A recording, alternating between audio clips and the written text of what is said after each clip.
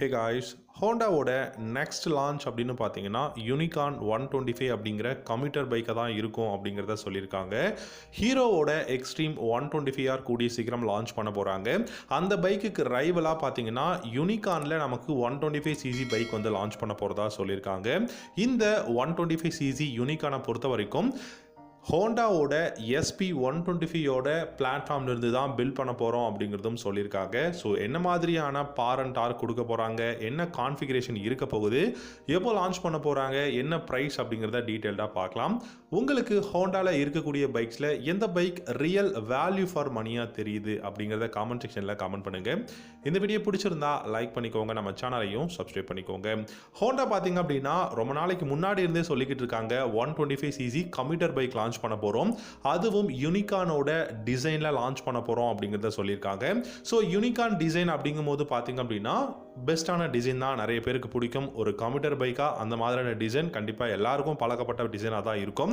இந்த பைக்கோட platform, engine platform அப்படின்னு பார்த்தீங்கன்னா SP125யோட இன்ஜின் பிளாட்ஃபார்ம்ல இருந்து தான் பில்ட் பண்ண போறாங்க.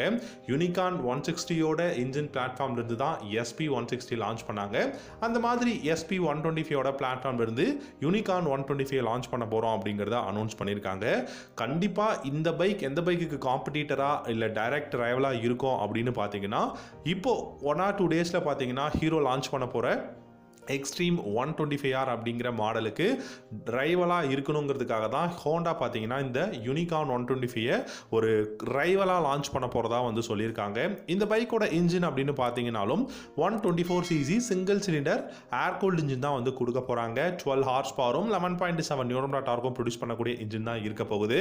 ஸோ டிசைன் வைஸ் பெரிய சேஞ்சஸ் இருக்காது. பட் இந்த பைக்கில் இருக்கக்கூடிய அந்த ஸ்டிக்கரிங் வைஸ் இல்லாட்டி பார்த்தீங்க அப்படின்னா அந்த டிக்கல்ஸ் எல்லாமே கொஞ்சம் டிஃப்ரெண்ட்டாக இருக்கும். கலர்ஸ் எல்லாமே பார்த்தீங்கன்னா கொஞ்சம் நியூ கலர்ஸாக இருக்கிற மாதிரியான ஆப்ஷனில் பார்த்தீங்கன்னா இந்த யூனிகார்ன் 125 லான்ச் பண்ண போகிறோம் அப்படிங்கிறத சொல்லியிருக்காங்க.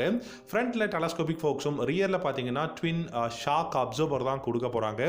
சிங்கிள் டிஸ்க் சிங்கிள் சேனல் ABS-ஓட தான் வரப்போகுது அப்படிங்கிறத சொல்லியிருக்காங்க.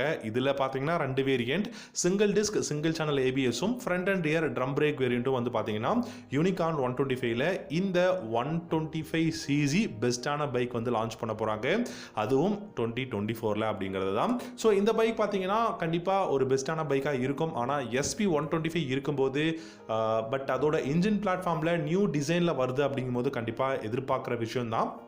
ஆனால் ப்ரைஸ் எவ்வளோ இருக்குங்கிறது தான் முக்கியமான விஷயங்க. அண்டர் 1 lakh இருந்ததுன்னா எந்த கம்ப்யூட்டர் பைக்காக இருந்தாலும் பெஸ்ட்டான ஒரு விஷயமாக தான் இருக்கும். அதுவும் ஹோண்டா கிட்ட இருந்துன்னும் போது பில்டு குவாலிட்டி, இன்ஜின் பர்ஃபார்மன்ஸ் எல்லாமே பெஸ்ட்டாக இருக்கும். ஸோ அந்த வகையில் அண்டர் 1 lakh யூனிகார்ன் 125 கொடுத்தாங்கன்னா பெஸ்ட்டாக இருக்கும். அதில் எந்த விதமான சந்தேகமும் கிடையாது.